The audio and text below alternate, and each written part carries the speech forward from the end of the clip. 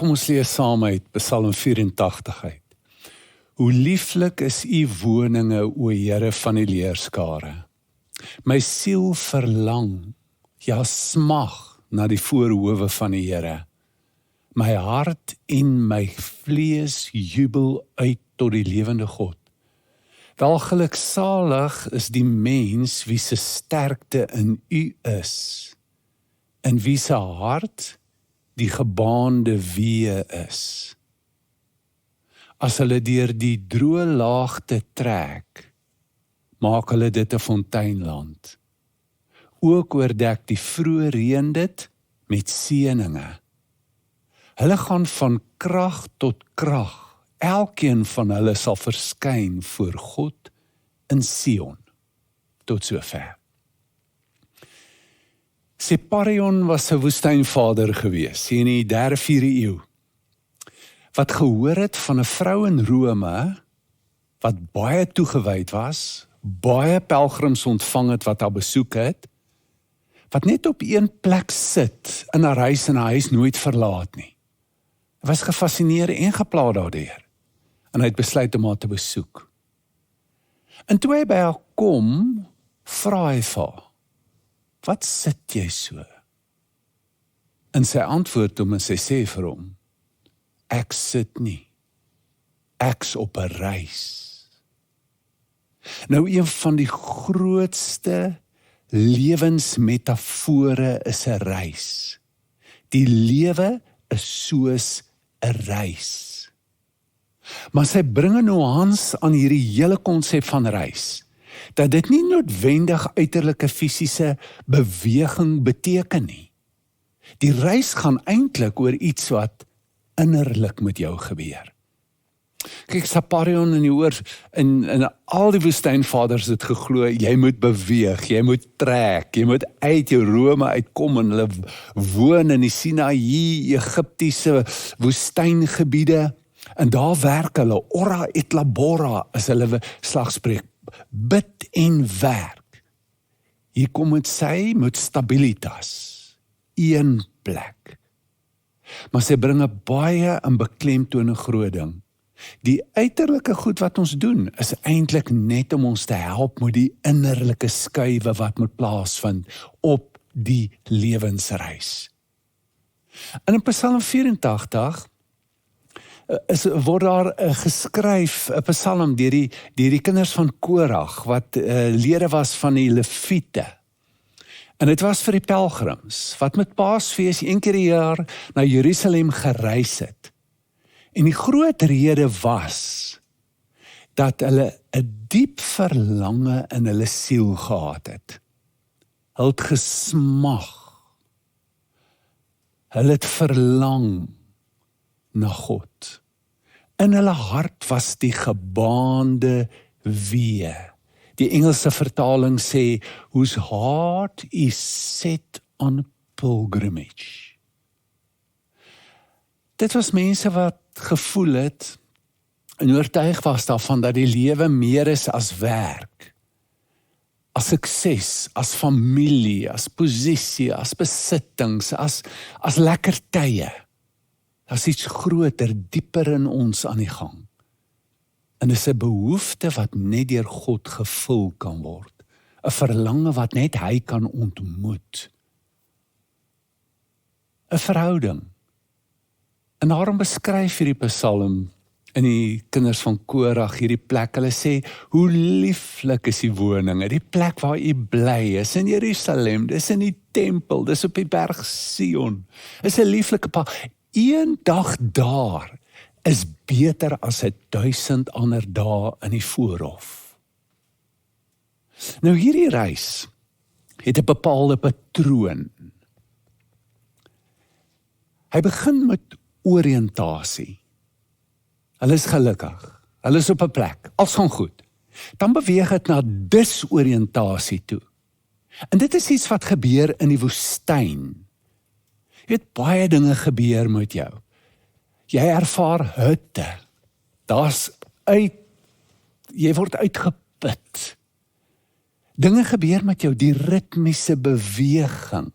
In die begin is dit baie gesels, maar het raak so al hoe stiller as wat die pad aangaan, en jy beweeg in stilte en almal kry hulle eie pas, hulle is almal saam op hulle eie op hierdie reis. Neurologies gesproke is dit baie interessant wat ons vandag weet. 2 groot goed, die breingolwe verander en skuif van die beta na die alfa golwe toe. Dit is 'n plek waar jy baie vatbaar word vir suggestie, oop is vir suggestie, vir die idees. En die ander ding wat gebeur is dat die bloedvloei na die voorste dele van die brein toe minder word en meer na die limbiese stelsel toe gaan.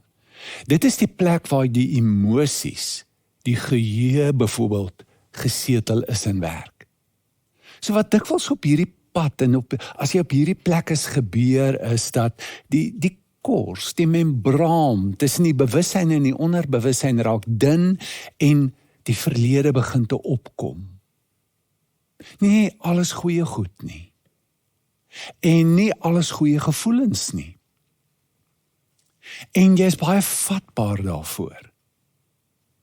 Jy raak met ander woorde op daardie plek baie oop en kwesbaar. Nou kan jy dink dit gaan gepaard met dors ook. Ek weet nie of jy al ooit dors was nie. Ek was een keer baie dors. 3de dag ingegaan sonder water. Ons nie geweet waar ons water gaan kry nie. Jou tong swel. Al waaraan jy kan dink is water. Jy kan aan niks anders dink nie. Jy dink net aan water. En dan het dit 'n baie bepaalde effek op jou emosies. Jy weet, jy raak angstig, jy raak aggressief, party van ons baie aggressief geraak. Die hele dinamika aan die groep verander. Daar's ouens wat bietjie spaarsaam met hulle water gewerk het en skielik wil hulle niks te doen hê met die groep of met enige iemand nie. Hulle kyk net na hulle self. Daar kom soveel in daardie spasie na vore. Emosioneel, sosiaal, fisiologies. En natuurlik moet God ook geestelik begin te vra, hoe lank is die pad nog? Hoekom moet ons nou deur dit gaan? En wat na vore kom, baie mense sê die ware self kom dan na vore onder stres, maar is eintlik nie die ware self nie. Dit is die valse self. Die ware self is na God geskape, na sy beeld, na sy geregtigheid. Hierdie is die persona, dis die verknogthede waaraan die self geheg is, wat nou na vore kom. Die verknogthede aan gemak, aan beheer, aan besit. En hulle noem daai plek, en dit was 'n bepaalde fisiese plek, en hulle het gewoonlik, as jy by daai plek uitgekom het, dan is die mense op hierdie plek. Dis die laagte van die droogte. Party vertalings vertaal dit met Baka. Dit is die Hebreëse woord van daai plekkie se naam. Dit was Baka. Dit was ook die vallei van trane genoem, omdat daar baie terpentynbome was, en ander bome wat gom afgegee het, wat soos trane gelyk het. Dit was dan ook die plek waar baie van hulle in trane begin uitbars het. Dis die plek waar baie van hulle begin huil het. Want jy raak baie kwesbaar. Jy's baie oop. In 'n ander sin kan beskryf word wat met jou gebeur is dat jy leeg raak van jouself. Jy besef, ek het hierdie verskriklike begeerte na God en niks is anders belangriker as God nie, totdat ek deur die droogte gaan, totdat ek deur die vallei van Baka gaan. Dan kom ander goed na vore, wat wys dat hy nie die belangrikste ding in my lewe is nie. Verknogthede, ons noem dit, in die sielkundige stam bekend is, ons verslawings, aan beheer, aan substansie, aan soveel goed. En wanneer jy het 2 maniere om te reageer.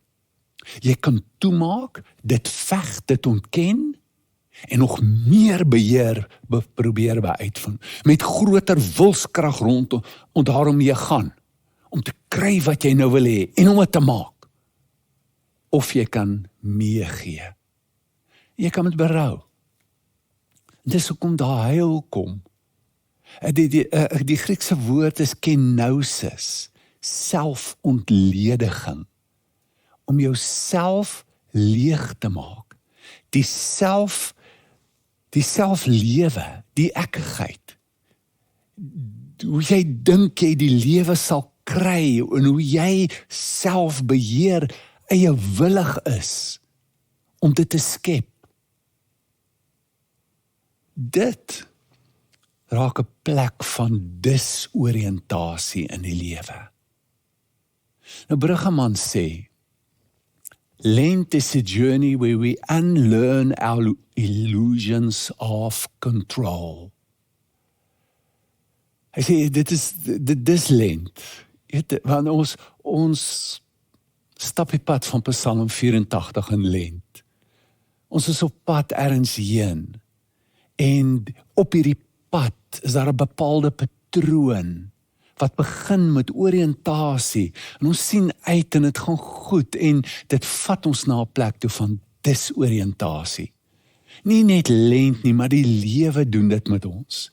En dit is 'n belangrike plek. En op daardie plek, as jy bewus raak van die illusie van beheer in jou lewe en wat hierdie illusie aan jou doen, om jouself te probeer kry en vind in iets, in iemand, in jou waarde daarin te kry.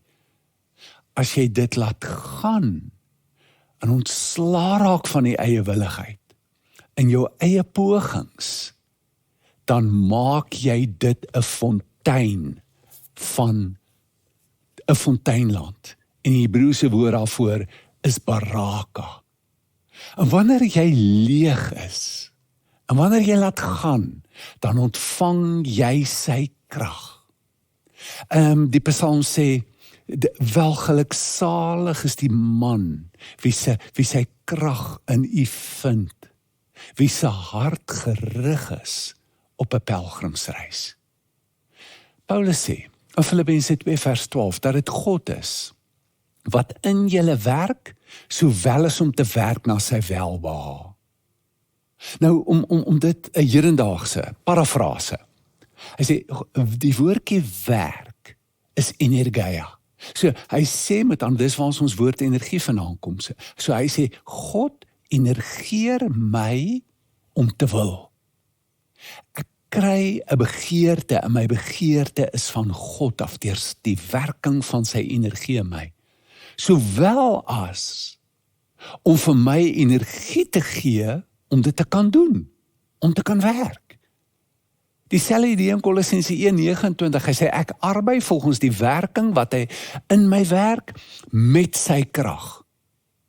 Hy sê alles wat ek doen is deur sy energie waarmee hy my energeer uit sy krag uit. Dis al wat ek het en die vermoë waaruit ek nou doen. Ons kan dit uit 'n ander vermoë uit doen.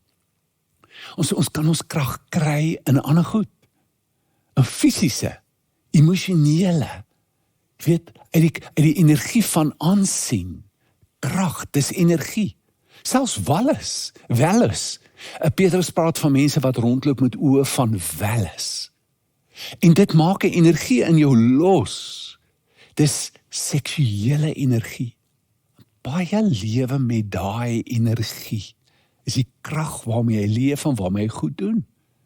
Is nie nou, is met die krag van God.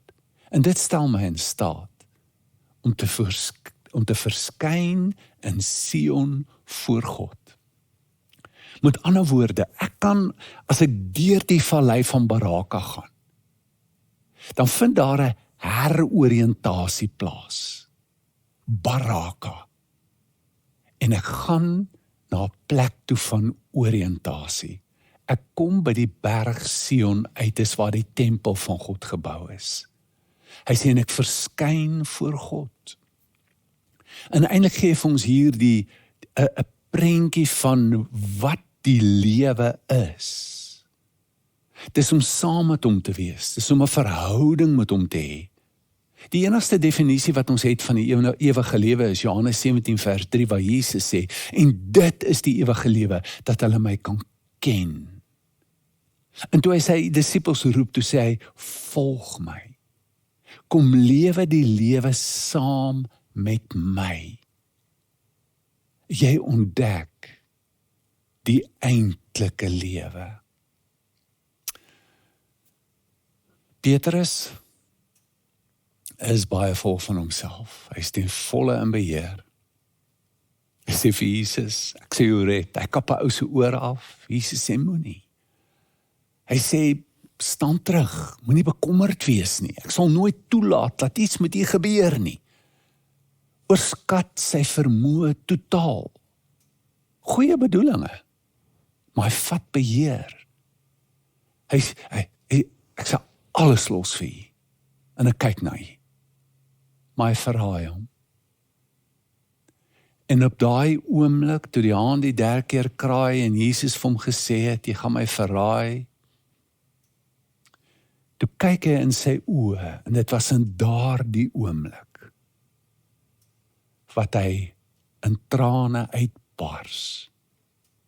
Dit is in daai oomblik, in die vallei van Baka, waar hy hom skielik self bevind het, in die einde van sy eie krag gekom het, sy eie slimheid, sy eie beheer, sy eie planne, wat hy die vallei van Baka verruil, verander, in die vallei van Baraka, die 'n fonteinland.